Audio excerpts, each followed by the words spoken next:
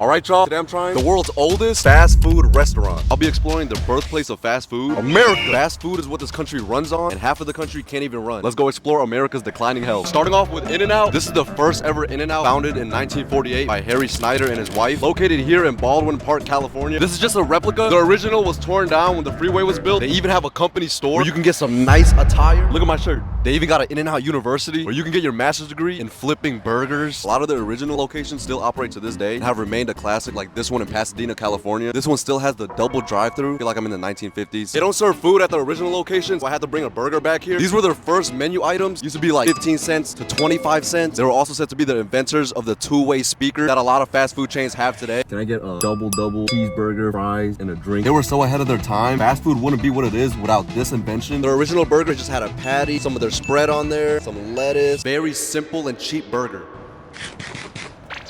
Just a thin patty, basic buns, really all you want in a burger. Then you got their fries. Honestly think their fries are pretty stale. Back then they sold cigarettes. I gotta feel like I'm back in time. This is the first drive-thru. We can go in there. Come on in. You can actually take a tour here, and some of this stuff is original. This is how they used to make it. Feels like it's frozen in time. Also had items like the cheeseburger. Quality and freshness have always been emphasized with this company. Expansion was super limited. It was for quality control. Most of their stores were in Southern California. Just look how packed that is. The reputation grew from word of mouth. That's why they have the cult following that they do now. So simple, but yet so good. They also came out with items like animal style. Comes with their onions and their spread. I feel very old school eating this here. Just take a look at their fries. The onions sitting perfect on there. Oh my God. For around 15-20 cents back then, this is a steal. In-N-Out has kept it very basic throughout the years, but they have experimented with a lot of items. They have a lot of newer items on their secret menu, which features the onion wrap Flying Dutchman. Oh yes, let's butter her up. Look at that. Not so secret anymore. Favorite item from In-N-Out. They've gotten very creative, like this protein wrap. It's a burger wrapped in lettuce with tomatoes. You know we gotta put the spread on there. Is it even In-N-Out if you don't have the spread? Feeling healthy already. They've learned to keep it very simple throughout the years while giving their fans exactly what they want. I've had a lot of better burgers for the price and quality. In-N-Out's gotta be one of the best ones. Tomato wrap burger, like come on now. Sign me up for the cult. Our next stop is in the finger-licking state of Kentucky. Can y'all guess what the next one is? I'm at Colonel Sanders' original fried chicken restaurant. If you don't know Colonel Sanders, he's the guy with the white suit, white hair, white mustache. Did they not teach people this in school? I'm in Corbin, Kentucky, where the Colonel owned his very own Sanders Cafe, which featured a gas station, a hotel, and now a KFC museum. It's also got a regular KFC in here that you can order food from. This is Colonel Sanders' original kitchen, all the old stoves. Even I just feel old being here. Sanders' original recipe consisted of 11 secret spices. This was the first time a fellow like him added any type of seasoning to his food. If I'm gonna eat this, I gotta have the right attire on. This was his very first menu item. It's a very basic piece of chicken. I can smell all 11 spices in here. I don't usually like KFC, but for some reason, it's actually really good. Very classic. In 1964, the Colonel sold the company for $2 million to a group of investors. Later opening his first franchise in Salt Lake City, Utah. The recipe was changed when he turned it into a franchise. Wish I could have tasted the original 11 spices. Get some of that gravy on there. Gravy, smooth. Honestly, for food back then, I see why this became so popularized. This is probably like the only type of chicken they had. KFC has evolved, coming out with new items. Like their newest item, their saucy nuggets. I got Nashville hot and Korean barbecue. Who would have thought a man from Kentucky combining with Koreans? Look at the Nashville hot. This thing looks so spicy. This thing looks deadly. I don't know what it is, but this location, everything is steaming hot, super fresh, made to order. The Nashville hot really sneaks up on you. Next to the Korean barbecue, a little bit smothered in sauce, not too much. This is crazy seeing the evolution of their dry fried chicken to now having saucy nuggets. We made it out of Kentucky. Next is their pot pie. This thing's overflowing. Thing looks a little flaky. Very flaky. If only the Colonel could see this. Look at the chicken pieces on that. That's homemade. Went from buckets of chicken to buckets of drinks. KFC's had its fair share of secret menu items. They're just as secret as the Colonel's recipe, but I saw one where you can make Canadian poutine. I grabbed some of their fries, some gravy, we drizzle some on there, switch that baddie around. Oh, she's dripping. I don't know if I did this right. Oh well, this thing's smothered in gravy now.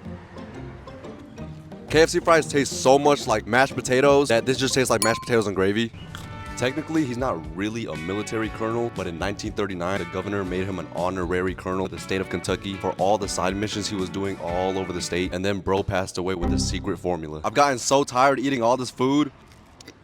I need a coffee. Next, I'm headed to Seattle, Washington for Starbucks. In 1971, inspired by a trip to a coffee roasting plant in San Francisco, 3 individuals, Jerry, Sev, and Gordon, decided to open their own coffee bean retail store on 2000 Western Avenue, which later closed and was moved to Seattle's historic Pike Place Market. This is actually the company's 4th store, but all the other ones were closed or demolished, so they claimed this one as the original. They named the store Starbucks Coffee, Tea, and Spices, inspired by the book Moby Dick.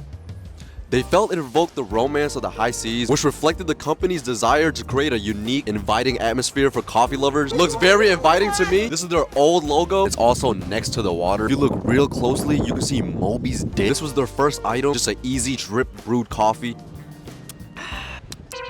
That'll wake you up. That is some strong coffee. It wasn't until 1982 when Howard Schultz joined Starbucks. He got inspired by Italian coffee shops. He basically brought it back here and convinced Starbucks founders to experiment with espresso bars. It basically turned Starbucks into the company that it is today. Now they've got items like this. They got frappuccinos and refreshers. This is their new lavender cream matcha frappuccino. Very strong lavender. This is what I imagine the color purple to taste. Tastes like a flower. This is their mango dragon fruit refresher. Very gloomy day here in Seattle, but this is still super refreshing. Look at those dragon fruit pieces. Sweet, savory. Starbucks is one of the newer chains and it's grown rapidly. The first Starbucks is usually open 363 days. For some reason, today it's closed. They said some incident happened. Probably somebody's coffee got too hot. I actually had to go to the Starbucks around the corner to order everything. The company has evolved into something greater than just coffee. They have food items like the spinach feta wrap. Look at the feta cheese in there. And look at the bubbly, crispy wrap. Got some type of peppers in there. Feta cheese sits right under all the spinach. Tastes like a gourmet and a healthier Hot Pocket. Got even more fun items like their cake pop. One of the best items. Super soft and moist. This is the birthday cake flavor. They continue to come out with new drinks every single month and they never disappoint. You can even make your own customized drink like this one right here from their secret menu. This is their Barbie drink. It's a vanilla bean frappe with dragon fruit toppings and mango dragon fruit whip. Got some large dragon fruit pieces. They got the Starbucks soldiers behind me. It's actually dried dragon fruit pieces. It's like a strawberry drink with a vanilla touch to it. Next time you're reading a page out of Moby Dick and sipping down a Starbucks coffee, think about how the Starbucks logo is a picture of a siren that symbolizes luring people in and making them addicted and obsessed with the coffee. Our last stop is in Orlando, Florida for White Castle. This isn't their oldest location, but this is their newest and largest location. I went to this one specifically because they sell the 1921 slider and also because White Castle is considered to be the first fast food restaurant created. This is the first slider ever created. This really gives us a glimpse into the past. You can see how fat and juicy this patty is. They used to take balls of meat and just press them down. It's like a nice juicy burger. This thing's juicy. This location's also got the 1921 slider with bacon and cheese. These used to be like 5 cents way back in the day.